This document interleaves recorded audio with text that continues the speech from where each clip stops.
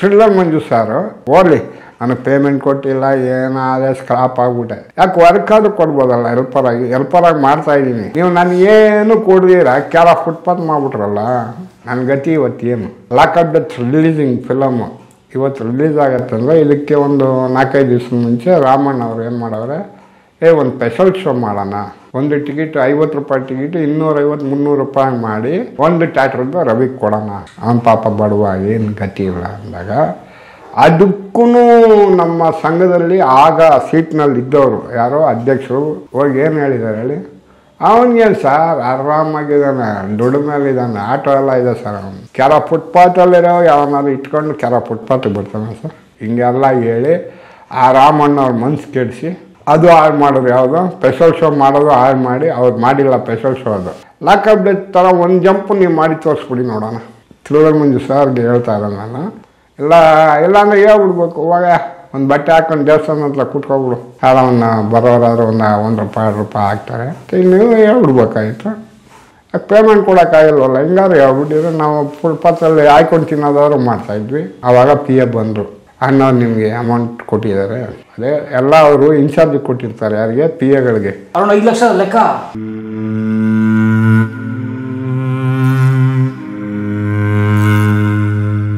ಇಷ್ಟೆಲ್ಲ ಸ್ಕ್ರಾಪ್ ಆಗಿ ಕಣ್ಣು, ನಾನು ಮಾಮೂಲಿ ಮನುಷ್ಯನಾಗಿ ಎಲ್ಲ ಪ್ರತಿಯೊಬ್ಬರು ಇರೋ ಥರ ಇದ್ದವನು, ಪ್ರತಿಯೊಬ್ಬ ಹೆಂಗಿದ್ದಾನ ಮನುಷ್ಯ, ಕಣ್ಣು ಮುಖ ಎಲ್ಲ ಹಂಗಿದ್ದವನು. ಹಿಂಗಾಗಿದೆಯಲ್ಲ ನನಗೆ ಹೆಲ್ಮೆಟ್ ಚುಚ್ಕೊಂಡು ಇಲ್ಲಿ ಎಲ್ಲ ಹೋಗಿ ಈ ಕಣ್ಣಿಗೆ ಎಫೆಕ್ಟ್ ಆಯಿತು ಒಂದು ಮಾತು. ನೆಕ್ಸ್ಟು ಈ ಕಾಲಲ್ಲಿ ಹೊರಗಡೆ ರಾಡ್ ನಾನು ಏನು ಮಾಡಿದೆ, ಸ್ವಲ್ಪ ದಿವಸ ಆದಮೇಲೆ ವಿಕ್ಟೋರಿಯಾ ಒಂದು 7-8 ವರ್ಷ ಆದಮೇಲೆ ವಿಕ್ಟೋರಿಯಾ ಕೇಳಿದೆ, ಸರ್ ಇದು ತೆಗಿಬೇಕಲ್ಲ, ರಾಡ್ ತೆಗಿಬೋದಾ ಹೆಂಗೆ, ಅದು ತೆಗೆದ್ರೆ ನೀನು ನಡೆಯಲ್ಲಪ್ಪ ಅಂದ್ಬಿಟ್ರು. ನಡೆಯಲ್ಲ ಸರ್ ಹಂಗೆ ಹೇಳಿದ್ರೆ ಹೆಂಗೆ ಸರ್, ಮತ್ತು ರಾಡು ಅಪ್ಪ ಅದು ಪೀಸ್ ಆಗಿದೆ ಮೂಳೆ, ಅದು ನಿನಗೆ ಕೂಡಿಲ್ಲ, ಅದು ಮೂಳೆ ಕೂಡಿಲ್ಲ, ನಿನ್ನ ಸಪೋರ್ಟಿಂಗಲ್ಲಿ ನಡೀತಾ ಇರೋದು ನಿನ್ನ ಒಳಗಡೆ ಇರೋ ರಾಡಿಂದನೇ ನಡೀತಾ ಇರೋದು. ಇದು 32 ವರ್ಷದಿಂದ ನಾನು ಈ ಕಾಲಲ್ಲಿ ಹೆಂಗೆ ನನ್ನ ಲೈಫ್ ಮಾಡಬೇಕು, ಹಂಗೂ ಥ್ರಿಲ್ಲರ್ ಮಂಜು ಅವರಿಗೆ ಮನ್ಸು ಬೇಡವ, ಒಬ್ಬ ಹಿಂಗೆ ಆದ್ನಲ್ಲ ಹಾಳಾಗಿ ಹೋಗ್ಬಿಟ್ನಲ್ಲ ಅಂತ. ಕೊನೆ ಒಳಗೆ ನಮ್ಮ ಸಂಘ ಕೌರವ ಫೈಟ್ ಮಾಸ್ಟ್ರು, ನಿಜವಾಗ್ಲೂ ಹೇಳ್ಬೇಕಾದ್ರೆ ಅವ್ರು ನನಗಿಂತ ಚಿಕ್ಕವರೇ, ಆದರೆ ನಮ್ಮ ಹಿಂದೆನೇ ಬಂದವ್ರು, ಇವು ನನಗೆ ಒಳ್ಳೆ ಫೈಟ್ ಮಾಸ್ಟ್ರು. ಅವರು ನನಗೆ ಅನ್ನ ಕೊಟ್ಟರು. ಅನ್ನ ಕೊಟ್ಟರು ಅಂದರೆ ಕೌರವ ವೆಂಕಟೇಶ್ ಫೈಟ್ ಮಾಸ್ಟ್ರು, ಅವರು ಫಿಲಮ್ಗಳಿಗೆ ಕಂಟಿನ್ಯೂ ನನ್ನನ್ನು ಯೂಸ್ ಮಾಡೋರು. ರಘುವೀರ್, ಜಿಗ್ಗೇಶ್ ಅಣ್ಣ, ರಾಘಣ್ಣ ಇವರಿಗೆಲ್ಲ ಜಿಮ್ನಾಸ್ಟಿಕ್ ಕೋಚ್ ಮಾಡ್ತಿದ್ದೆ. ಸ್ಟೆಂಟ್ ಹಿಂಗೆ ಇಟ್ಟು ಕ್ಯಾಮ್ರಾ ಮುಂದೆ ಬಂದು 2 ಬಿಟ್ಟು 2 ಲೆಗ್ ಓಪನ್ ಮಾಡಿದೆ, ಕ್ಯಾಮ್ರಾದ ಇವು ಶಾರ್ಟ್ ಇದೆ ಅದು. ಸೊ ಅವ್ರು ಕೊಟ್ಟರು ಪೇಮೆಂಟಲ್ಲಿ ನಾನು ಸುಜುಕಿ ಸಂಪ್ರಾಯ ತೊಗೊಂಡೆ. ಕಂಟಿನ್ಯೂ ಯೂಸ್ ಅಂದರೆ ಫೈಟ್ರಾಗಿ ಹೋಗಕ್ಕೆ ನನ್ನ ಕೈಯಲ್ಲಿ ಆಗಲ್ಲ. ಹೆಲ್ಪಿಂಗು, ಈ ಹೆಲ್ಪಿಂಗ್ ಮೀನ್ಸು ಹೆಲ್ಪರ್. ಈ ಫೈಟರ್ಸ್ಗಳು ಮೇಲಿಂದ ಬೀಳಬೇಕು, ಈ ರೋಪ್ಗಳಲ್ಲಿ ವಯರ್ಗಳಲ್ಲಿ ಮೇಲೆ ಹೋಗ್ಬೇಕು, ಇದಕ್ಕೆಲ್ಲ ಅದೆಲ್ಲ ಮೆಟೀರಿಯಲ್ಸು ತಗೊಂಡು ನಾನು ಲೋಡ್ ಮಾಡ್ಕೊಂಡು ಹೋಗಿ ಅಲ್ಲಿ ಇಳಿಸಿ ಮಾಡ್ತಾಯಿದ್ದೆ. ಬೇಕಾದಾಗ ಬೆಡ್ ಗಿಡ್ಡೆಲ್ಲ ಅಪ್ಲೈ ಮಾಡಿಕೊಂಡು ರೋಪ್ ಕಟ್ಟೋದಕ್ಕೆ ನನ್ನ ಕೈಲಿ ಸಾಧ್ಯ ಇಲ್ಲ, ಮರ ಹತ್ತಕ್ಕಾಗಲ್ಲ. ಅವರು ಡ್ರೈವರು ರಾಜಣ್ಣ ಅಂತ ಒಬ್ಬರು ಮೆಟೋಡ್ ಡ್ರೈವರ್ ಇದ್ದರು, ಅವರು ನಾನು ಕಟ್ತೀನಿ ರವಿ ನೀನು ಬಾ ಅಂತೇಳಿ ಅವ್ರು ಚೆನ್ನಾಗಿ ನನಗೆ ಹೆಲ್ಪ್ ಮಾಡೋರು. ಮರ ಎಲ್ಲ ಹತ್ತಿ ಅವರೇ ಕಿಟ್ಟಿ ಕೊಡ್ತಾಯಿದ್ರು ರೋಪ್ ಶಾಟ್ಗಳಿಗೆ. ಮಿಕ್ಕಿದ ಬೆಡ್ಡು ಕೆಳಗಡೆ ಮೆಟೀರಿಯಲ್ಗಳೆಲ್ಲ ನಾನು ಯೂಸ್ ಮಾಡಿಕೊಂಡು. ಆದರೆ ನನಗೆ ಕೌರವ ವೆಂಕಟೇಶ್ ನಿಜವಾಗ್ಲೂ ಫಿಲಮ್ ಇಂಡಸ್ಟ್ರಿಯಲ್ಲಿ ಊಟ ಕೊಟ್ಟಿದ್ದಾರೆ. ಆದರೆ ನಾನು ಅವತ್ತು ಸುಮಾರು ವರ್ಷಗಳಿಂದ ತಿಂದ್ಬಿಟ್ಟು ಇವತ್ತಿಲ್ಲ ಅನ್ನೋದು ಸುಳ್ಳು ಮಾತು ಹೇಳ್ಬಾರ್ದು ಒಬ್ಬರ ಮೇಲೆ. ಆಮೇಲೆ fight master Dinesh master, Ram Shetty master ಇವರೆಲ್ಲ ಬಂದಾಗ ನನಗೆ ಯಾವುದೋ ಒಂದು ಹೆಲ್ಪಿಂಗ್ ಹೋಗ್ತಾಯಿದ್ದೆ. ಥ್ರಿಲ್ಲರ್ ಮಂಜು ಸಾರು ಇಷ್ಟು ಓರ್ಲಿ ನನಗೆ ಪೇಮೆಂಟ್ ಕೊಟ್ಟಿಲ್ಲ, ಏನಾದ್ರೆ ಸ್ಕ್ರಾಪ್ ಆಗಿಬಿಟ್ಟೆ. ಯಾಕೆ ವರ್ಕ್ ಆದ್ರೂ ಕೊಡ್ಬೋದಲ್ಲ, ಹೆಲ್ಪರಾಗಿ ಮಾಡ್ತಾಯಿದ್ದೀನಿ. ಒಂದು ನ್ಯೂಸ್ ಬಂದೇಡಿ ಆ ಫಿಲ್ಮ್ ಇಂಡಸ್ಟ್ರಿಯಲ್ಲಿ ಪೂರ್ತಿ ಜನಕ್ಕೂ ಫೈಟರ್ಸ್ಗೆ ನಮ್ಮ ಮಾಸ್ಟರ್ಗಳು ಗೊತ್ತಾಗತ್ತಲ್ವ. ನೀವು ಇಲ್ಲಿ ಅವ್ರು ತಾನೆ, ಕರ್ನಾಟಕದ ಫೈಟ್ ಮಾಸ್ಟರ್ ತಾನೆ, ಕರ್ನಾಟಕದ ರವಿ ಹೆಲ್ಪರಾಗಿ ಹೋಗ್ತಾವೆ. ನಾನು ನಿಮ್ಮ ಫಿಲಮ್ಗಳಿಗೆ ಯಾಕೆ ಯೂಸ್ ಮಾಡ್ಬೋದು ನೀವು? ಅದು ಕೊಟ್ಟಿಲ್ಲ ನಿಮಗೆ, ಯಾವುದೋ ಥ್ರಿಲ್ಲರ್ ಮಂಜು ಹೆಲ್ಪರಾಗೂ ಕೊಟ್ಟಿಲ್ಲ. ಈಗ ರಾಜೇಶ್ ಅಂತ ಒಬ್ಬರು ಇದ್ದರು, ಅವ್ರು ಮಾಡ್ತಾಯಿದ್ರು ಪರ್ಮನೆಂಟಾಗಿ. ಮಾಡ್ಕೊಳ್ಳಿ, ಇನ್ನೊಬ್ರಿಗೆ ನಾವು ಯಾಕೆ ತೊಂದರೆ ಕೊಡ್ಬೇಕಂದ್ರೆ ಡಬಲ್ ಹೆಲ್ಪರ್, 2 ಹೆಲ್ಪರ್ ಬೇಕಾದ್ರೆ ವರ್ಷಕ್ಕೆ 1 ಫಿಲಮು, ವರ್ಷಕ್ಕೆ 1,000 ರೂಪಾಯಿ ದುಡಿದ್ಬಿಟ್ರೆ ನಾನು ನಿಜವಾಗ್ಲೂ ಏನು ತಿನ್ನಬೇಕು ಅನ್ನೋ ಹೊಟ್ಟೆಗೆ. ನೀವು ನನಗೆ ಕೊಟ್ಟಿದ್ದು ವರ್ಷಕ್ಕೆ 1 ಪಿಕ್ಚರ್, ಡಬಲ್ ಹೆಲ್ಪರ್ ಇದ್ದಾಗ ಮಾತ್ರ, ಅದು ಇಲ್ಲಾಂದರೆ ಇಲ್ಲ. ವರ್ಷಕ್ಕೆ ಒಂದು ಫಿಲಮಲ್ಲಿ ನಾನು ಹೆಂಗೆ ಲೈಫ್ ಮಾಡೋದು? ಆದರೆ ಗೌರವ ವೆಂಕಟೇಶ್ ಮಾತ್ರ ನನಗೆ ಲೈಫ್ ಕೊಟ್ಟರು, ನನಗೆ ಊಟ ಕೊಟ್ಟರು. ಇಲ್ಲ ಅಂತ ಸುಳ್ಳು ಹೇಳ್ಬಾರ್ದು. ಅವರು ಒಳ್ಳೆ ಮನುಷ್ಯ, ನನಗೆ ಪರ್ಮನೆಂಟಾಗಿ ಇಟ್ಕೊಂಬಿಟ್ರು ಅವರು. ನೀನು ನನ್ನ ಹತ್ರ ಹೆಲ್ಪರ್ ಆಗಿದ್ಬಿಡು, ನನ್ನ ಫಿಲಮ್ಗಳನ್ನೇ ನೀನು ಮಾಡ್ಕೊಂಡು ಹೋಗು ಅಂತ. ಮಾಡಿದ್ರೆ ಪೇಮೆಂಟ್ಗಳೆಲ್ಲ ಕೊಡಿಸೋರು. ಸ್ವಲ್ಪ ನಾನು ಅವರಿಂದ ಊಟ ಮಾಡಿದೆ. ಇಲ್ಲ ಸರ್ ಕಾಸೇ ಕೊಟ್ಟಿಲ್ಲ, ಪೇಮೆಂಟೇ ಕೊಟ್ಟಿಲ್ಲ ಸರ್, ಇವತ್ತಿಗೂ ಕೊಟ್ಟಿಲ್ಲ. ಇವತ್ತಿಗೂ ಕೊಟ್ಟಿಲ್ಲ. ಸೊ ಆ MG ರೋಡ್ ಜಂಪು, ಈ ಮಲ್ಲೇಶ್ವರಂ ಜಂಪ್ ಪೇಮೆಂಟ್ ಇಲ್ಲ, ಕೊಟ್ಟೇ ಇಲ್ಲ. ₹1 ಕೊಟ್ಟಿಲ್ಲ. ಎಷ್ಟು ಬರ್ಬೇಕು ನಿಮಗೆ? 50,000 ರೂಪಾಯಿ ಸರ್. ಚೇಂಜಿಂಗು, ರೋಡ್ ಚೇಂಜಿಂಗಲ್ಲಿ ಫೈಟರ್ಸ್ ಲೆಕ್ಕ. ಅದು ಫೈಟರ್ಸ್ ನನ್ನ ಪೇಮೆಂಟ್ ಏನಿದೆ ಆ ಲೆಕ್ಕ. 2 ಜಂಪು. ಎಷ್ಟು ಒಂದು ಜಂಪಿಗೆ? ಅದು ಕಾರ್ ಮೇಲೆ ಮಾಡಿದ 5,000, ಇದು 15,000. MG road jump, MG road jump ಅದು 20,000 ಆಯಿತು. 20,000 ಅದು. ನೆಕ್ಸ್ಟು ಅವತ್ತಿನ ಪೇಮೆಂಟು ಕೊಡ್ಬೇಕು, ಫೈಟರ್ ಪೇಮೆಂಟು. ಇವತ್ತು ಫೈಟರ್ ಆಗಿದ್ದು ಜಂಪ್ ಮಾಡಿದಾಗ ಜಂಪಿಂಗ್ ಪೇಮೆಂಟ್ ಬೇರೆ, ಫೈಟರ್ಸ್ ಪೇಮೆಂಟ್ ಬೇರೆ. ಪ್ರೊಡ್ಯೂಸರ್ಗಳಿಗೆ ಹಿಂಗೆ ಬಿಲ್ ತೋರಿಸೋದು, ಬಿಲ್ ಇವನಿಂದ ಹಾಕೋದು. ಹಿಂಗಿದ್ದಾಗ ನೀವು ನನಗೇನು ಕೊಡ್ದೀರ ಕ್ಯಾರ ಫುಟ್ಪಾತ್ ಮಾಡಿಬಿಟ್ರಲ್ಲ, ನನ್ನ ಗತಿ ಇವತ್ತೇನು? ಯಾಕೆ ಹಂಗೆ ಮಾಡಿದ್ರು? ಅದೇನಂತಾನೆ ಅರ್ಥ ಆಗಿಲ್ಲ ಸರ್. ರಾಮು ಅವ್ರು ಕೇಳಿದ್ರು ನೀವು? ರಾಮು ಕೇಳಿದ್ರೆ ರಾಮು ಇವ್ರಿಗೆ, ಯಾರಿಗೆ? ಥ್ರಿಲ್ಲರ್ ಮಂಜುಗೆ ಅವರಪ್ಪ ಎಲ್ಲ ಕಾಂಟ್ಯಾಕ್ಟ್ ಕೊಟ್ಟಿದ್ದೀನಿ, ಎಲ್ಲ ಪೇಮೆಂಟ್ ಕೊಟ್ಟಿದ್ದೀನಿ ಅಂತ ಅವರು ಹೇಳ್ತಾರೆ. ನಾವು ಫೈಟ್ ಮಾಸ್ಟರ್ನ, ನಮ್ಮ ಸಂಘದಿಂದ ಫೈಟ್ ಮಾಸ್ಟರ್ನ ಟೈಟ್ ಮಾಡ್ತೀವಿ. ಯಾಕ್ರಿ ಪೇಮೆಂಟ್ ಕೊಡಿಸ್ಬಾರ್ದು ಅಂತ ಹೇಳ್ತಾರೆ ಅಂತ ಸಂಘದೊಳಗೆ ಕೇಳೋದಿದೆ.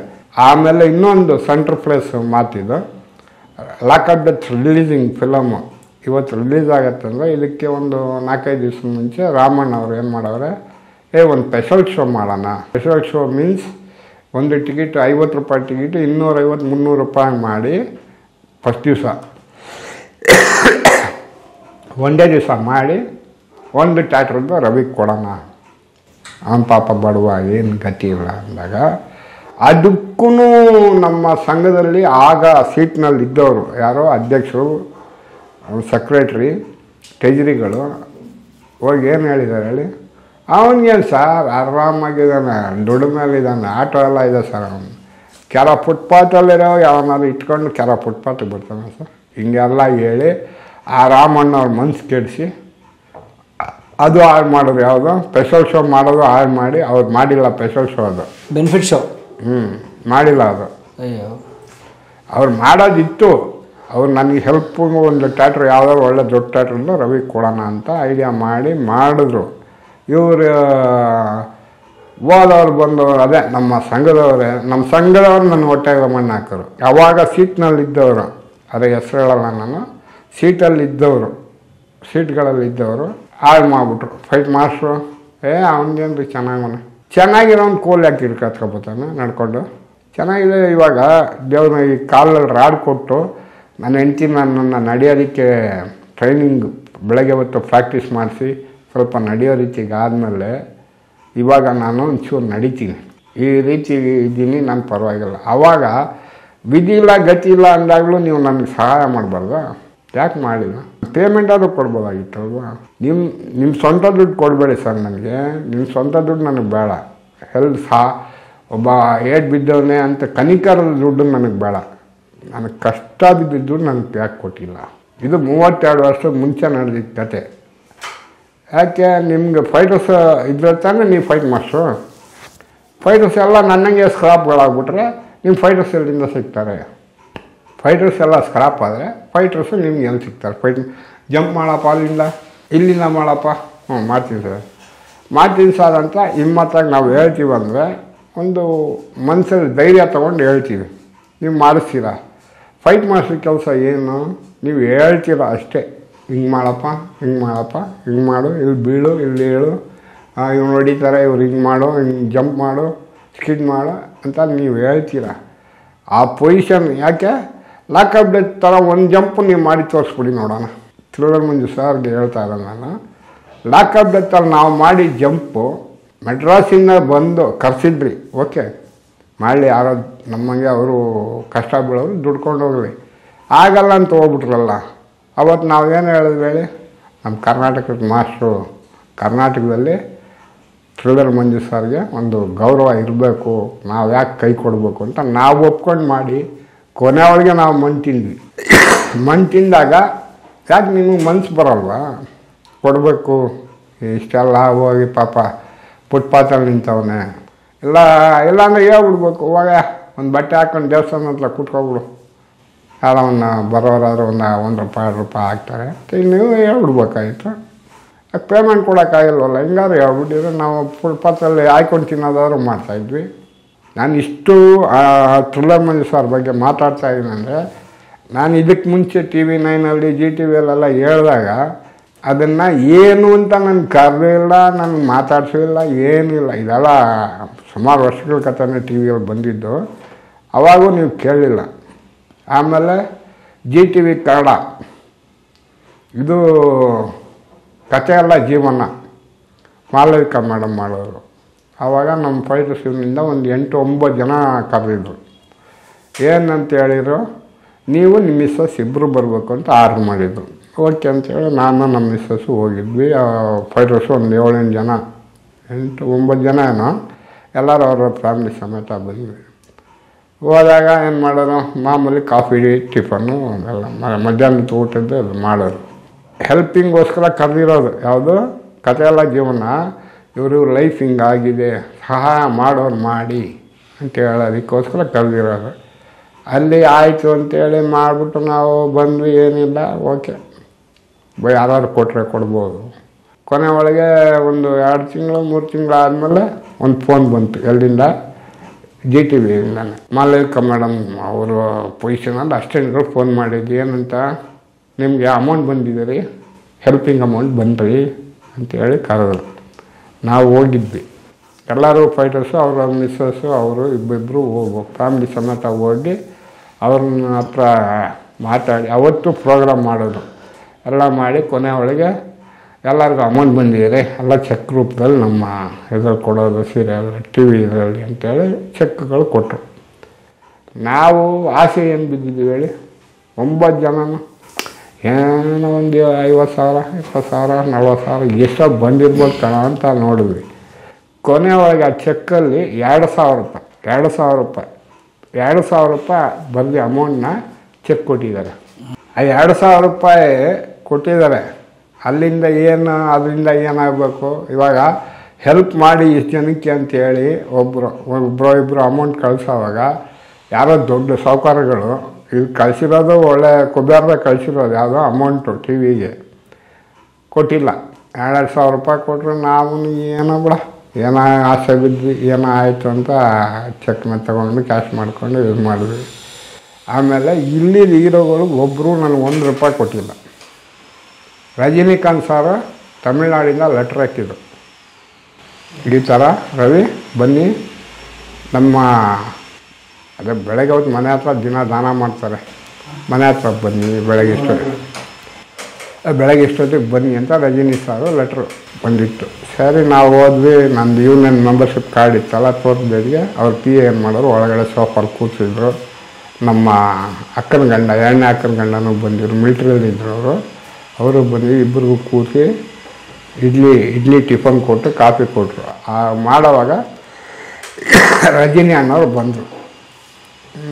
ಏನಪ್ಪ, ಓ ನೀವೇನಾ, ಯಾಕೆ ಇಷ್ಟೊಂದು ರಿಸ್ಕ್ ಶಾಟ್ ಯಾಕೆ ಮಾಡ್ತೀಯ, ಏನಕ್ಕೆ, ಏನು ಅಷ್ಟು ದುಡ್ಡು ಏನು ಮಾಡ್ತೀಯ, ದುಡಿಯೋಕೆ ಹೋಗಿ ಇವತ್ತು ನಿನ್ನ ಲೈಫ್ ಹಾಳು ಮಾಡ್ಕೊಂಡಿದ್ಯಲ್ಲ, ಯಾಕಪ್ಪ ಹಿಂಗೆ ಮಾಡ್ಕೊತೀಯ, ಇನ್ಮೇಲೆ ಇದೆಲ್ಲ ಮಾಡಬೇಡ, ನಾನು ಪಿ ಎಗೆ ಹೇಳಿದ್ದೀನಿ ಅಂತ ಅವ್ರು ಹೊರಟೋದು. ಅಷ್ಟೇ ಮಾತು, ಜಾಸ್ತಿ ಎಲ್ಲ ಮಾತಾಡೋಲ್ಲ ರಜನಿ ಸರ್ ಮನೆ ಹತ್ರ. ಒಂದು 2-3 ಮಾತು ಮಾತಾಡ್ಬಿಟ್ಟು ಟಿಫನ್ ನಾವು ಮುಗಿಸ್ಕೊಂಡು ಆವಾಗ ಪಿ ಎ ಬಂದರು.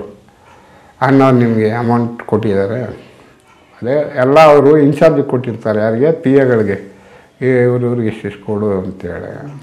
ಆ ಪ್ರಕಾರವಾಗಿ ಅವರು ನಿಮ್ಗೆ ಅಮೌಂಟ್ ಕೊಟ್ಟು ಅಣ್ಣ ಹೇಳಿದ್ದಾರೆ ತಗೊಳ್ಳಿ ಅಂತೇಳಿ 10,000 ರೂಪಾಯಿ ಕ್ಯಾಶ್ ಕೊಟ್ಟರು. ಕ್ಯಾಶೇ ಕೊಟ್ಟರು 10,000 ರೂಪಾಯಿ. ಚಾನಲ್ ಅವರು 2,000, ರಜನಿ ಸರ್ ಮನೆಗೆ ಕರ್ರಿ 10,000 ರೂಪಾಯಿ ಕೊಟ್ಟು ಅವ್ರ ಪಿ ಎ ಕೊಟ್ಟು ಅವ್ರ ಬುಕ್ಕಲ್ಲಿ ಎಂಟ್ರಿ. ಎಷ್ಟು ವರ್ಷದಿಂದ ಇದು ನನಗೆ ಏಟಾಗಿ 1 ವರ್ಷದಲ್ಲಿ 30 ವರ್ಷದ 10,000 2 ಡೇಸ್ ಅರೌಂಡ್ 5 ಲಕ್ಷ ಲೆಕ್ಕ.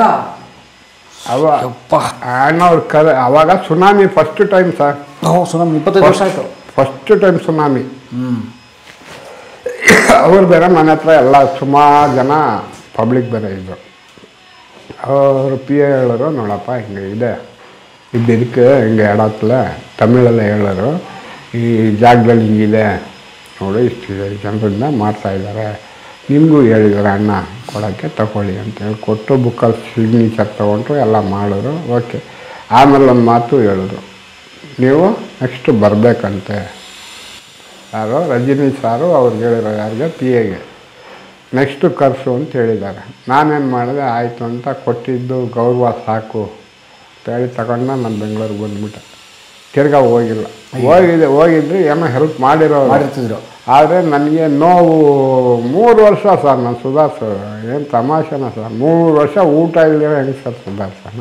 ಹಿಂಗಿದ್ದಾಗ ನಾನೇನು ಮಾಡಿದೆ, ಫೈಟ್ ಮಾಸ್ಟರ್ ಆಗೋಣ ಅಂತ ಫೈಟ್ ಮಾಸ್ಟರ್ ಕಾರ್ಡ್ ತೊಗೊಂಡೆ. ಫೈಟ್ ಮಾಸ್ಟ್ರಾಗಿ ತೊಗೊಂಡೆ. 1-2 ಸಣ್ಣ ಪಿಕ್ಚರ್ ಮಾಡಿದೆ. ಮಾಡಿದಾಗ ಇವರು ಎಸ್ ನಾರಾಯಣ್ ಸರ್ ನನ್ನ ಫೋಟೋನ ಅವ್ರ ಮ್ಯಾನೇಜರಿಗೆ ಕೊಟ್ಟಿದ್ದೆ. ವಿಸಿಟಿಂಗ್ ಕಾರ್ಡ್ ಇದೆಯಲ್ಲ ಅದು ಕೊಟ್ಟಿದ್ದೆ. ಸರ್ ಯಾವ್ದಾದ್ರು ಫೈಟ್ ಇದ್ದಾಗ ಹೇಳಿ ಸರ್ ಅಂತ ಮ್ಯಾನೇಜರ್ಗೆ ಹೇಳಿದ್ದೆ.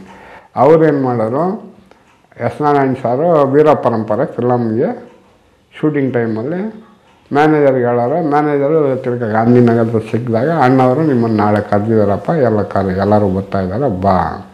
ಸರಿ ಅಂತ ಹೋದೆ. ಸ್ಟೆಪ್ ಬೈ ಸ್ಟೆಪ್ ಅಣ್ಣವ್ರು ಒಳಗೆ ಕೂತಿದ್ದಾರೆ S Narayan sir. Step by step ಹೋಗಿ ನೋಡೋದು. ಇವಾಗ ನನ್ನ ಬಿಟ್ಟು ಇನ್ನೊಬ್ಬ ಹಿಂಗೆ ಹೋಗಿ ನೋಡ್ಕೊಂಬರೋವಾಗ ನನ್ನನ್ನು ಕರೆದ್ರು. ನೋಡಪ್ಪ, ಒಳ್ಳೆ ಕ್ಯಾರೆಕ್ಟರ್ ಕೊಡ್ತೀನಿ, ಸೀನ್ ಕೊಡ್ತೀನಿ, ಕಾಮಿಡಿ ಕೊಡ್ತೀನಿ, ಎಲ್ಲ ಇದೆ, ಏನು ಹೇಳು ಸರ್ ಮಾಡ್ತೀನಿ. ಯಾಕಂದ್ರೆ ನನಗೆ ವಿಧಿ ಇಲ್ವಲ್ಲ, ನಾನು ಮಾಡಬೇಕು ಅನ್ನೋದು ನನಗಿದೆ. ಮಾಡ್ತೀನಿ ಸರ್ ಅಂತ ಒಪ್ಕೊಂಡು ಎಂಟ್ರಿ ಆದೆ. ಅವತ್ತು ಗೋಕಾಕ್ ಇವತ್ತು ನಾನು ಮಾತಾಡಿದೆ, ನಾಳೆ ಬೆಳಗ್ಗೆ ನಿಮ್ಮ ಲಗೇಜ್ ಎತ್ಕೊಂಡು ಬಂದುಬಿಡಿ ಅಂದರು. ನಾನು ಬಟ್ಟೆಗಳು ಎತ್ಕೊಂಡು ಬ್ಯಾಗಲ್ಲಿ ಹಾಕ್ಕೊಂಡು ಹೋದೆ. ಮನೆ ಹತ್ರನೇ ಹೋದೆ. ಅಲ್ಲಿಂದ ಎಲ್ಲ ಜೀಪು ಕಾರ್ ಎಲ್ಲ ಹೊರಡ್ತು. ಆವಾಗ ನಾನು ಹೋದೆ. ಗೋಕಾಕ್ ಕರ್ಕೊಂಡು ಹೋದರು. ಹೋಟೆಲ್ ರೂಮ್ ಕೊಟ್ಟರು, ಊಟದ ಅಮೌಂಟ್ ಕೊಟ್ಟರು. ಊಟ ಮಾಡ್ಕೊಂಡು ರೂಮಲ್ಲಿ ರೆಸ್ಟ್ ತಗೊಂಡು ಆ ವೀರ ಪರಂಪರೆ ನನ್ನಿಂದನೇ ಫುಲ್ ಕಾಮಿಡಿ ಇರೋದು. ಚರಣ್ ಸರ್ ನಾನು ನೋಡೋವಾಗೆಲ್ಲ ಶಾಕ್ ತೊಗೊತಾರೆ. Comedy, full comedy.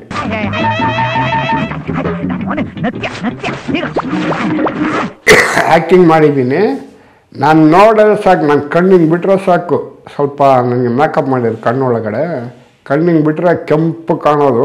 ಅವರು ಚರಣ್ ಸಾರು ಹೆದರ್ಕೊಂಡು ಭಯ ಬಿದ್ದು ಇದು ಮಾಡೋರು. ಒಂದು ಕಡೆ ಊಟ ಮಾಡೋ ಸೀನ್ ಇದೆ, ಒಂದು ಕಡೆ ಹೀರೋಯಿನ್ ಹತ್ರ ಚರಣ್ ಸಾರು ಅಯ್ಯೋ ಒಂದು ದಿನ ಒಂದು ಶರ್ಟರ್ ಹಾಕ್ತಾರೆ ಇಂಟ್ರೋಗೆ ಮುಂಚೆ. ಅದು ಒಂದು ಶರ್ಟರ್ ಹಾಕೋ ಸೀನ್ ಮಾತ್ರ, ಆಮೇಲೆ ಜಾಸ್ತಿ ಇದೆ.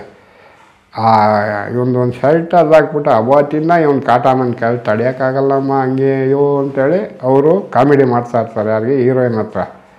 ಆಮೇಲೆ ಯಾಕಪ್ಪ ಏನು ಮಾಡಿದೆ ಅಂತ ಅಮ್ಮ ಕೇಳಿದೆ. ಹೀರೋಯಿನ್ ಕೇಳಿದಾಗ ನಾನು ಏನು ಮಾಡಿಲ್ಲಮ್ಮ, ಸುಮ್ಮನೆ ಕಣ್ಣಿಗೆ ಬಿಟ್ಟೆ ಅಷ್ಟೇ. ಅಮ್ಮ ಅವ್ನು ಕೊನೆಗಾರನ ಥರ ಕಾಣ್ತದಮ್ಮ ಅಂತ ಇವನು ಸಡನ್ನು ಶಾಕ್ ಡೈಲಾಗಿದೆ. ಆ ಡೈಲಾಗ್ಗೆ ನಂದು ಡೈಲಾಗು ಮಾಡಿದ್ದೀನಿ. ಕೊಲೆ 33 ಮಾಡಿದ್ದೀನಿ, ಈ ಅಮಾವಾಸ್ಯೆ ಒಳಗಡೆ 34ನೇದು ಮಾಡ್ತೀನಿ ಅಂದಾಗ ಅವರು ಅಲ್ಲೇ ಯಾರೋ ಎಸ್ಕೇಪು ಶರಣ್ ಆಮೇಲೆ ತಂಗಿ ಪಾರ್ಟ್ ಮಾಡಿದ್ದಾರೆ ಯಾರಿಗೆ, ಸುದೀಪ್ ಸರ್ಗೆ. ಆ ಅಮ್ಮ ಸತ್ತಾಗ ಕ್ಯಾರೆಕ್ಟ್ರು ಅಲ್ಲಿ ಇಲ್ಲಿ ಎಲ್ಲ ಸೀನರಿಗಳೆಲ್ಲ ಸಿಕ್ಕಾಪಟ್ಟೆ ಮಾಡಿದ್ದೀನಿ. ಹಿಂಗೆಲ್ಲ ಮಾಡ್ಕೊಬೋದ. ಯಾಕೆ ಇವತ್ತು ನನ್ನ ಕದು ಯಾವ್ದಾದ್ರು ಆರ್ಟಿಸ್ಟಾಗಿ ವರ್ಕ್ ಕೊಡ್ಬೋದಲ್ವಾ. ಇಷ್ಟು ಕಷ್ಟದಲ್ಲಿದ್ದಾನೆ, ಇವನು ಚಿನ್ನಕ್ಕೆ ಊಟ ಇಲ್ಲ. ಅಳಿಯನ ಮನೇಲಿದ್ದಾರೆ, ಅಳಿಯ ಮಗಳು, 2ನೇ ಮಗಳು ಅಳಿಯನ ಮನೆಯಲ್ಲಿ ಇವತ್ತಿದ್ದಾರೆ. ಏನೋ ಅವರು ಪಾಪ ಒಂದು ಗೌರವದಿಂದ ಇಟ್ಕೊಂಡು ಅವ್ರು ತಿನ್ನೋದನ್ನು ಹಾಕಿ ಅವ್ರಿಗೆ ಸುಧಾರಿಸ್ಕೊಂಡು ಬಂದವ್ರೆ. ಅವ್ರೇನು ತಿಂತಾರೋ ಅದು ನನಗೆ ಹಾಕ್ತಾರೆ ಸರ್. ಅದು ಸುಳ್ಳು ಹೇಳ್ಬಾರ್ದು.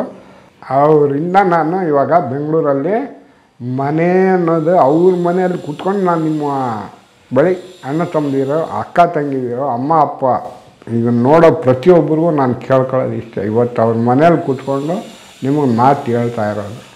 ಈ ಹಳೆಯ ನನ್ನ ಮಗಳಿಲ್ಲ ಅಂದರೆ ನನ್ನ ಗತಿ ಏನು. ಕೆರ ಫುಟ್ಪಾತ್ ಮೇಲೆ ಕೂತ್ಕೊಂಡ್ರೆ ಏನು ಹೇಳ್ತಾರೆ ಜನ ಹೇಳೋದು, ಅವನ ಬಿಸ್ಕ ಕೂತಂಕ ನಾನು ಇಷ್ಟೆಲ್ಲ ವರ್ಕ್ ಮಾಡಿ ಲಾಕಪ್ ಡೆತ್ತಲ್ಲಿ ಹಿಂಗಾಗಿ ಫುಲ್ ಇಡೀ ಇಂಡಿಯಾನೇ ನ್ಯೂಸ್ ಹೋಗಿನೋ ನನ್ನ ಬಗ್ಗೆ ನಾಳೆ ದಿವಸ ನನ್ನ ಕೆಲ ಫುಟ್ಪಾತಲ್ಲಿ ಕೂತ್ಕೊಂಡು ಬಟ್ಟೆ ಹಾಕ್ಕೊಂಡು ಕೂತ್ಕೊಂಡಾಗ ದೇವಸ್ಥಾನದ ಮುಂದೆ ಅವನ ಭಿಕ್ಷಕಣ ಅವನೆಲ್ಲ ಪಿಚರ್ ಮಾಡಿರ್ತಾನ. ಇಷ್ಟೆಲ್ಲ ಅನುಭವಿಸಿ ನಾವು ಹಿಂಗೆ ಅನ್ಸ್ಕೋಬೇಕಾ? ಗೌರ್ಮೆಂಟ್ ಕೆಲಸ BTS ಕೆಲಸ ಕಾಲಲ್ಲಿ ರಾಡಿದ್ದು 3 ತಿಂಗಳಲ್ಲಿ ಒಂದು ಹಿಮ್ಮತ್ತು ತಗೊಂಡು ಡ್ಯೂಟಿ ಆರ್ಡರ್ ತೊಗೊಂಡು ಡ್ಯೂಟಿ ಮೇಲೂ ಬಂದ್ಬಿಟ್ಟೆ. BTS ತುಳಿದೆ. ಯಾವುದು ಆಕ್ಸಿಡೆಂಟ್ ಆದ್ಮೇಲೆ? 3 ತಿಂಗಳಲ್ಲಿ ಎಣ್ಸಿ 3 ತಿಂಗಳಲ್ಲಿ ಅಪಾಯಿಂಟ್ಮೆಂಟ್ ತಿರ್ಗಾ ಡ್ಯೂಟಿ ತೊಗೊಂಡೆ. ಡ್ಯೂಟಿ ತೊಗೊಂಡು ಮಾಡಿದೆ. ಮಾಡೋವಾಗ ನೋವು, ಕ್ಲಚ್ ಹಾರ್ಡ್ BTS ಇವಾಗೆಲ್ಲ ಸ್ಮೂತ್ ಬಂದ್ಬಿಟ್ಟು ಎಲ್ಲ ಇವಾಗ ಎಲೆಕ್ಟ್ರಿಕ್ ಐಟಮ್ ಬಂದ್ಬಿಟ್ಟು ಆವಾಗ ಬಂದು ಹಾರ್ಡು. ಅದರಲ್ಲೂ ಹೊಸ್ಗಾಡಿ ಇನ್ನೂ ಹಾರ್ಡು. ಯಾವ ರೂಟ್ ನಿಮ್ಮದು? ನಾನು KR-ಪುರ ಪುಷ್ಪಕ್ ಮಾಡ್ತಾಯಿದ್ದೆ. ಪುಷ್ಪಕ್ ಅಂತಿತ್ತು ಗಾಡಿ. ಪುಷ್ಪಕ್ ಗಾಡಿ ಹೌದು. ಆವಾಗ ನಾನು ಪುಷ್ಪಕ್ ಮಾಡ್ತಾಯಿದ್ದೆ. ಬಿಸ್ಕೆಟ್ ಕಲರ್ದು. ಇಲ್ಲಿಂದ KR-ಪುರ ಮೆಜೆಸ್ಟಿಕ್ಕಿಂದ KR-ಪುರದಿಂದ ಮೆಜೆಸ್ಟಿಕ್ಕು ಬಸ್ ಓಡಿಸ್ತಾ ಇದ್ದೆ. ಹಂಗೂ ಓಡಿಸೋದು, 2 ದಿವಸ ಓಡಿಸೋದು, ಒಂದಿನ ರಜೆ ಹಾಕ್ಬಿಡೋದು, ನೋವು. ಈ ಗಾಡಿ ಮೇಲೆ ಸ್ಟೇರಿಂಗಲ್ಲಿ ಕೂತ್ಕೊಂಡು ನನ್ನ ಕಣ್ಣಲ್ಲಿ ಬಿಟ್ಟರೆ ನೋಡೋರು ಏನು ಹೇಳ್ತಾರೆ, ಇವನೇನು ಹಿಂಗವನೇ, ಯಾಕೆ ಅಳ್ತಾನ ಕಣೋ, ಏನೋ ಗೊತ್ತಿಲ್ಲ ಇದು ಅಂತೇಳಿ ಎಲ್ಲರಿಗೂ ಒಂಥರ ಶಾಕ್ ಆಗತ್ತೆ ಅಂತ ಅಲ್ಲಿ ಕಚ್ಕೊಂಡು ಮನಸ್ಸನ್ನ ಗಟ್ಟಿ ಮಾಡ್ಕೊಂಡು ಕಣ್ಣಲ್ಲಿ ನೀರು ಬಿಡ್ದಿರ ಗಾಡಿ ಓಡಿಸಿ ಮೆಡಿಕಲ್ಲು ರೆಸ್ಟು ರಜಾ ಹಂಗೆ ಹಿಂಗೆ ಹಾಕ್ಕೊಂಡು ಬಂದೆ. ಕೊನೆ ಒಳಗೆ ಒಂದು 6 ತಿಂಗಳು ಡ್ಯೂಟಿ ಮಾಡೋಕ್ಕಾಗಿಲ್ಲ. ಹಂಗೂ ಆರ್ಡ್ರ್ ತೊಗೊಂಡೆ, ಡ್ಯೂಟಿ ಆರ್ಡ್ರ್ ತೊಗೊಂಡು ನಮ್ಮ ಹಳೆ ಡಿಪೋ ಮೆಜೆಸ್ಟಿಕ್ಕಲ್ಲಿದೆ, ಡಿಪೋ 7 ಅಂತ, ಡಿಪೋ 7 ಅಲ್ಲಿ ಹೋದಾಗ ಅವ್ರು ಏನು ಮಾಡಿಬಿಟ್ರು, ನಿಮ್ಮನ್ನು ಇಲ್ಲಿಂದ ಕೆಂಗೇರಿ ಡಿಪೋಗೆ ಟ್ರಾನ್ಸ್ಫರ್ ಮಾಡೋರಪ್ಪ, 12ನೇ ಡಿಪೋಗೆ ಅಲ್ಲಿ ಹೋಗು ಅಂತ ಹೇಳೋರು. ಇಷ್ಟು ಲಾಂಗ್ ರಜೆಗಳು ಹಾಕಿದ್ರೆ ಡಿಪೋಯಿಂದ ಡಿಪೋಗೆ ಚೇಂಜ್ ಮಾಡಿಬಿಡ್ತಾರೆ. ನಾನು ಡಿಪೋ 12ಕ್ಕೆ ಹೋದೆ. ಲೈಸೆನ್ಸ್ ತಗೊಬಾ ಅಂದರು. ಲೈಸೆನ್ಸ್ ಬಂದು ಸೆಂಟ್ರಲ್ ಪೊಲೀಸ್ ಸ್ಟೇಷನ್ನಲ್ಲಿತ್ತು. ಸೆಂಟ್ರಲ್ ಪೊಲೀಸ್ ಸ್ಟೇಷನ್ನಲ್ಲಿತ್ತು ಮೀನ್ಸು ನಾನು 7ನೇ ಡಿಪೋ ಅಲ್ಲಿ 45E ಓಡಿಸೋವಾಗ ಅಲ್ಲಿ ಬ್ಯಾಂಕ್ ಕಾಲೋನಿ ಇದು Channammanakere bus ಓಡಿಸೋವಾಗ Majestic to Channammanakere ಆ ಬಸ್ಸಲ್ಲಿ ಹಿಂದೆಗಡೆ ತರಕಾರಿ ಗಾಡಿಗೆ ಟಚ್ ಆಗಿತ್ತು ಬ್ಯಾಕ್ ಸೈಡಲ್ಲಿ. ಅದರಿಂದ ಏನಾಗಿತ್ತು, ಅವ್ರಿಗೇನಾಗಿರಲಿಲ್ಲ, ಅವ್ರಿಗೆ ಗಾಡಿಯವ್ರಿಗೇನಾಗಿರಲಿಲ್ಲ, ಗಾಡಿಗೇನೋ ಒಂಚೂರು ಎಫೆಕ್ಟ್ ಆಗಿರಬೇಕು. ಅವರು ಪೊಲೀಸ್ ಕೇಸಾಗಿ ಪೊಲೀಸ್ನವರು ಡಿಪೋಗೆ ಕಳಿಸಿ ಈ ಥರ ಗಾಡಿ ಹೊಡೆದವರು ಪ್ರಾಬ್ಲಮ್ ಮಾಡಿದ್ದಾರೆ, ಕಳಿಸ್ಕೊಡಿ ಸ್ಟೇಷನ್ಗೆ, ಲೈಸೆನ್ಸ್ ತಗೊಬರೋಕ್ಕೆ. ಲೈಸೆನ್ಸ್ ಕೊಟ್ಟು ಇದು ಇಟ್ಕೊಂಡು ಚಾರ್ಜ್ ಶೀಟ್ ಬರ್ಕೊಟ್ರು. ಹೋಗಿ ಕೇಸ್ ಮುಗಿಸ್ಕೊಬ, ಲೈಸೆನ್ಸ್ ಇಸ್ಕೊಂಡು ಹೋಗು. ಅವ್ರು ಲೈಸೆನ್ಸ್ ಕಳೆದಾಕ್ಬಿಟ್ಟವ್ರು. ನಾನು ಕೇಸ್ ಮುಗಿಸ್ಕೊಂಡು ಇವಾಗ ಡಿಪೋ 12ಕ್ಕೆ ಹೋಗ್ಬೇಕಲ್ಲ, ನನಗೆ ಬೇಕೇ ಬೇಕು ಲೈಸೆನ್ಸು. ಹೋದಾಗ ಅಲ್ಲಿ ಏನು ಮಾಡೋರು, ಪೊಲೀಸ್ನವರು ಕೇಸ್ ಮುಗಿಸ್ಬಿಟ್ಟು charge sheet fine charge sheet ತೊಗೊಂಡೋಗಿ, ಸರ್ ನೋಡಿ ಸರ್ ತೀರಿಸಿದ್ದೀನಿ, ನನ್ನ ಲೈಸೆನ್ಸ್ ಕೊಡು ಅಂತ. ಲೈಸೆನ್ಸ್ನ ಬೀರಲ್ಲಿ ಹುಡ್ಕೋರು. ಅವಾಗ ಸಿಕ್ಕಲಿಲ್ಲ ಅವ್ರಿಗೆ. 1-2 ದಿವಸ ಬಿಟ್ಕೊಬಾಪ ಕೊಡ್ತೀನಿ ಅಂತ ಹೇಳಿದ್ರು. ಕೊನೆ ಒಳಗೆ ಅವರು ಒಂದು 6 ತಿಂಗಳು ನಾನು ಸತಾಯಿಸ್ಬಿಟ್ರು. ಡೂಪ್ಲಿಕೇಟ್ ಲೈಸೆನ್ಸ್ ಮಾಡೋಕ್ಕೆ ಆವಾಗ 1-1.5 ತಿಂಗಳಾಯಿತು.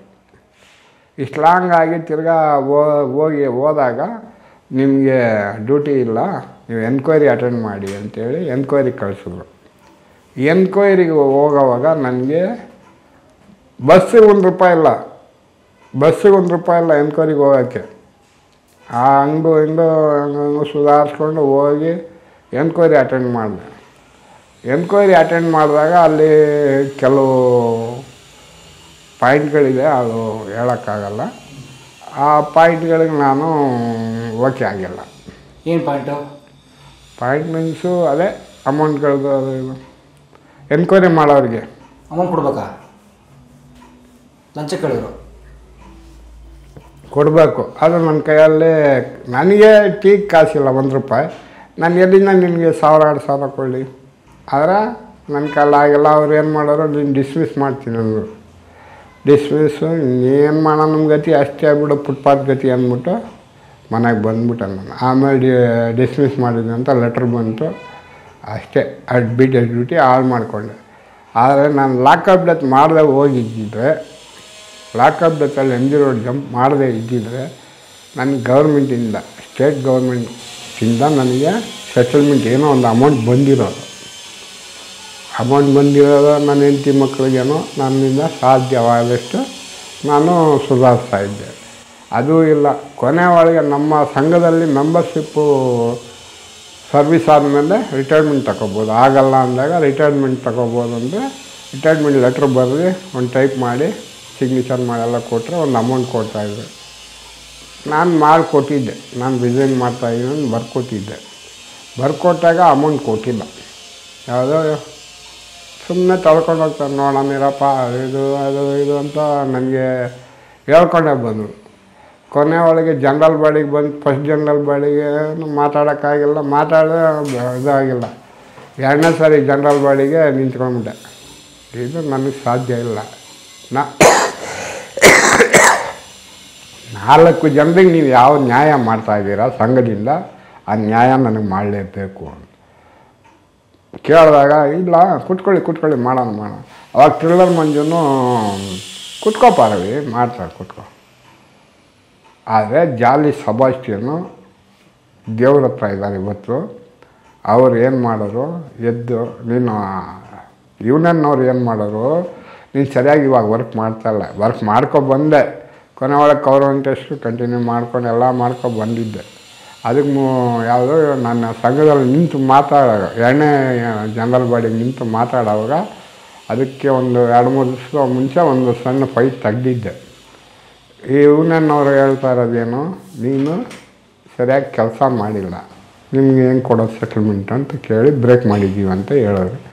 ನಾನು ಆಗೋದೇ ಇಲ್ಲ ಅಂದಾಗ ಜಾಲಿ ಸಬಾಸ್ಟಿಯನ್ ಎದ್ದು ಒಂದೇ ಮಾತು ಹೇಳೋರು. ಹೌದು, ಅವರು ಎಲ್ಲೇ ಬಿದ್ದರಪ್ಪ, ಯಾರೋ ಈ ಅಧ್ಯಕ್ಷರು ಸೆಕ್ರೆಟ್ರಿ ಎಲ್ಲ ಮೀಟಿಂಗಲ್ಲಿ ನಿಂತಿದ್ದಾಗ ಅವ್ರು ಕೇಳಿದ ಮಾತು, ಯಾರೋ ಜಾಲಿ ಸಬಾಸ್ಟಿಯನ್ ಮಾಸ್ಟರ್ ಕೇಳಿದ ಮಾತು, ಯಾಕಪ್ಪ ಏನಾಯಿತು, ಯಾಕೆ ಕೊಡಲ್ಲ? ಅವ್ರು ಎಲ್ಲಿ ಲೇಟಾದರು? ಫುಟ್ಪಾತಲ್ಲ, ಇಲ್ಲ ಆಟೋ ಓಡಿಸೋವಾಗಲ, ಇಲ್ಲ ಬೇರೆ ಬಸ್ಗಳಿಗೇನಾದ್ರು ಬಿದ್ದಿದ್ರ? ಇಲ್ಲ ಅಲ್ವಾ, ಅವ್ರು ಬಿದ್ದಿದ್ದು ಕನ್ನಡ ಇಂಡಸ್ಟ್ರಿಯಲ್ಗೆ ಜೀವ ಕೊಡೋದಕ್ಕೋಸ್ಕರ ಅವ್ರು ಬಿದ್ದು, ಅವರು ಸ್ಕ್ರಾಪ್ ಆಗಿದ್ದು. ನೀವು ಯಾಕೆ ಕೊಡಲ್ಲ ಅಂತೀರ? ಕೊಡಲೇಬೇಕು ಅಂತ ಅವರು ಯಾರೋ ಜಾಲಿ ಸಬಾಸ್ಟಿಯನ್ ನಿಂತು ಮಾತಾಡೋದು. ಆವಾಗ ಥ್ರಿಲ್ಲರ್ ಮಂಜುವರು ಅವ್ರಿಗೆ ಕೊಡಬೇಕು. ಯಾಕೆ ಅದರ ಮಾತು ನೀವು ಫಸ್ಟ್ ಹೇಳೋಕ್ಕಾಗಿಲ್ವಾ? ಅದನ್ನೂ ನನಗೆ ಸಹಾಯ ಮಾಡೋಕ್ಕಾಗಿಲ್ವಾ? ಥ್ರಿಲ್ಲರ್ ಮಂಜು ಸರ್ ಅದು ಹೆಲ್ಪ್ ಮಾಡೋಕ್ಕಾಗಿಲ್ವಾ? ಜಾಲಿ ಸಬಾಸ್ಟಿಯನ್ ಮಾಸ್ಟರ್ ನಾನು ನಿಂತ್ಕೊಂಡು ಮಾತಾಡೋವಾಗ ಫೈಟರ್ಸ್ ಎಲ್ಲ ಹೌದು, ಅವ್ನು ಕನ್ನಡಕ್ಕೋಸ್ಕರ ತಾನೇ, ಕನ್ನಡ ಪಿಕ್ಚರ್ಗೋಸ್ಕರ ತಾನೇ ಬಿದ್ದು ಮೂಳೆ ಮುರ್ಕೊಂಡು ಗೌರ್ಮೆಂಟ್ ಕೆಲಸ ಕಳ್ಕೊಂಡು ಇವತ್ತು ಅವನು ಇಷ್ಟು ತೊಂದರೆಗೆ ಬಂದಿರೋದು ಕನ್ನಡ ಇಂಡಸ್ಟ್ರಿಯಲ್ಲಲ್ಲಿ ನಮ್ಮ ಸಂಘದಿಂದಾನೇ. ಯಾಕೆ ಕೊಡಬಾರ್ದು? ನಮ್ಮ ಫೈಟರ್ಸ್ ಎಲ್ಲ ನನಗೋಸ್ಕರ ಮಾತಾಡಿ ಕೊನೆಗೆ ಒಂದು ಅಮೌಂಟ್ ಕೊಡಿಸೋದು. ಎಷ್ಟು? 2.25 ಲಕ್ಷ. ಎಷ್ಟು ವರ್ಷದಿಂದ? ಈಗ ಆಯಿತು ಸರ್, ಒಂದು 15 ವರ್ಷ. ಏನು ಮಾಡಿದೆ ದುಡ್ಡು? ಅದು ತಂದು ನಾನು ಬಾಡಿಗೆ ಕಟ್ಟಬೇಕಾಯ್ತು. ಬಾಡಿಗೆ ಕಟ್ಟೋದು, ನನ್ನ ಹೆಂಡತಿಗೆ ಊಟದ ರೇಷನ್ನು ಅದು ಇದು ಅಂತೇಳಿ ಸ್ವಲ್ಪ ಸಾಲಗಳು ಮಾಡ್ಕೊಂಡಿದ್ದೆ, ಅದು ತೀರಿಸ್ಕೊಂಡು ಕೊನೆ ಒಳಗೆ ಏನೋ ಇಟ್ಕೊಳ್ಳಮ್ಮ ಅಂತ ಒಂದು ಸ್ವಲ್ಪ ಅಮೌಂಟ್ ನಮ್ಮ ಮಿಸ್ಸಸ್ ಕೈಯಲ್ಲಿ ಕೊಟ್ಟೆ. ಬೇರೆ ಏನಿಲ್ಲ. ಯೂನಿಯನ್ನಿಂದ 2.25-3 ಲಕ್ಷ ಕೊಡ್ತಾಯಿದ್ರು. ಇನ್ಶೂರೆನ್ಸ್ 25,000 ರೂಪಾಯಿ ಅಂತೇಳಿ ಮಾಡಿದರು. ಅದು ಬಂದು ನನಗೆ ಫಸ್ಟೇ ಕೊಟ್ಬಿಟ್ಟಿದ್ರು, ಒಂದು 2 ವರ್ಷದ ಮುಂಚೆ ಕೊಟ್ಟಿದ್ರು.